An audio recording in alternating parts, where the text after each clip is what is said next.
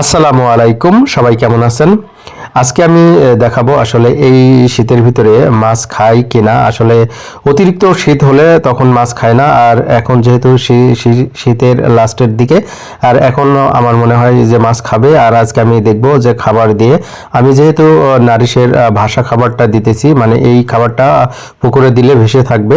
আমি দেখাবো আসলে এই এই খাবারগুলো যদি আমি পুকুরে দিই মাছে খায় কিনা, সেটা সরাসরি আপনারা দেখতে পারবেন। আর আপনারা নিজেরাও ট্রাই করবেন। যেহেতু শীত পার হয়ে গেছে, এখন থেকে আপনারা অভ্যাস করবেন অল্প অল্প করে খাবার দিয়ে। যেহেতু আমার এখানে অনেকগুলো খাবার লাগে, প্রতিদিন প্রায় 10 থেকে 12 হাজার টাকা লাগে খাবার দিতে, কিন্তু আজকে আমি এক বস্তা খাবার দিয়ে দেখবো। এটার দাম প্রায় 1800 টাকার কাছাকাছি। আর আমরা হচ্ছে এখন যে খাবারটা দিব এটা হচ্ছে নারিশের ভাসমান ফিড, আর এই ফিডটা আসলে পুকুরে দেওয়ার সাথে সাথে ভেসে থাকবে। আর এই শীতের ভিতরে মাছ অনেক সময় হচ্ছে খায় না, অতিরিক্ত শীত হলে। যেহেতু শীত এখন কম, আর এই এখন কম অবস্থায় আস্তে আস্তে মানে অল্প পরিমাণে খাবার দিতে হবে। আর এই অল্প পরিমাণ খাবার দিতে দিতে এক সময় দেখা গেল যে 2-10 দিন পরে আরও বেশি খাবার লাগবে।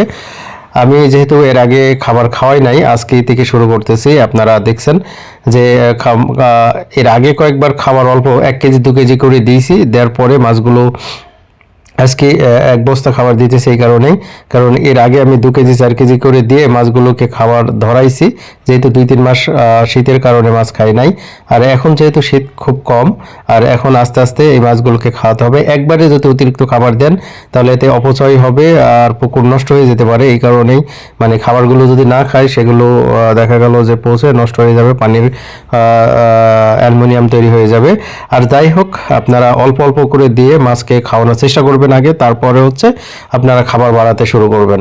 আর যেহেতু আমি 2-10 দিন ধরে এই 5 কেজি 10 কেজি করে খাবার দিচ্ছিলাম, দেওয়ার পরে আজকে আমি প্রায় 1 বস্তা খাবার দিচ্ছি। দেখেন এই যে শীতের ভিতরে মাছ খাচ্ছে। আপনারাও ট্রাই করবেন, আর একবারে অতিরিক্ত খাবার দিবেন না যে এতদিন খাই নাই আজকে থেকেই শুরু করতেছেন, বাট খাবার 2-3 বস্তা করে দিয়ে দিচ্ছেন। এতে সমস্যা হতে পারে, কারণ সমস্যাটা হবে বেশি আপনার যদি পাঙ্গাস মাছ বাদ দিই বা সাদা মাছ থাকে, সাদা বলতে সিলভার কাপ, রুই, মিরকি, এই কাতল, এইসব মাছ যদি থাকে তাহলে অবশ্যই সেই মাছগুলো ক্ষতির সম্মুখীন হতে হবে। যেহেতু আমি ভাসমান ফিডটা দিচ্ছি, আপনারা এখন ভাসমান ফিডটা দিবেন। আর ডুবন্ত ফিড আপনারা পরে চেষ্টা করবেন যে আসলে ডুবন্ত ফিড কখন দেওয়া যায়, যখন হচ্ছে মাছ অতিরিক্ত খাওয়ার সময়, তখন তোমরা ডুবন্ত ফিড আপনারা দিতে পারেন। আর ডুবন্ত ফিড যেহেতু আমারও আছে, আমার ঘরে একটা আছে, আমি সেগুলো আমরা এখন খাবো না, কারণ মাছটাকে আগে ভালো মতো ওর হজম শক্তিটা বাড়ায়নি। যেহেতু 2-3 মাস ধরে মাছগুলো খাই না, আপনারা দেখতে পাচ্ছেন এই যে ভাসমান ফিড কিরকম হয়। এবং ডুবন্ত ফিডগুলো আপনারা নিজেরাও বাসায় তৈরি করতে পারবেন, আর অথবা যে কোনো জায়গায় আপনারা যেখানে খাবার বানায় সেখান থেকে ডুবন্ত খাবারগুলো আপনারা বিভিন্ন কাঁচামাল নিজেই তৈরি করে নিতে পারেন। আর যেহেতু আমার কাছে ডুবন্ত খাবারও আছে, এছাড়াও কিন্তু ভাসমান ফিডও আমার কাছে আছে। আমি নারিশের ফিডটা খাওয়াইতেছি, যেহেতু নারিশের ফিডটা আমার কাছে মনে হয় ভালো। আর নারিশের ফিড দিলে খুব মাছের পুষ্টিগুণ বেশি হয়, এতে প্রোটিনের মাত্রা বেশি থাকে। যাই হোক, সবাই দেখেন আপনাদের পুকুরে যারা মাছ চাষ করছেন আপনাদের মাছ খায় কিনা। আর আপনাদের বলে রাখা ভালো, একবারে অতিরিক্ত খাবারটা দিবেন না, বারবার বলতেছি। আপনারা প্রথমত অল্প অল্প করে খাবার দিবেন, আর অল্প অল্প করে খাবার দিলে আপনাদের দেখা গেল যে এক সময় হচ্ছে মাছগুলো। যাই হোক, সবাই ভালো থাকবেন আর আমার জন্য দোয়া করবেন। আল্লাহ হাফেজ।